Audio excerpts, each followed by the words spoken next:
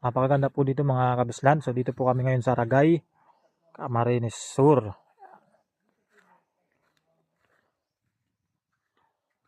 So ito po ay beachfront property. Sama po natin yung owner, ano po, si Sir Otep. Taga Camarines North din po siya, tulad ko.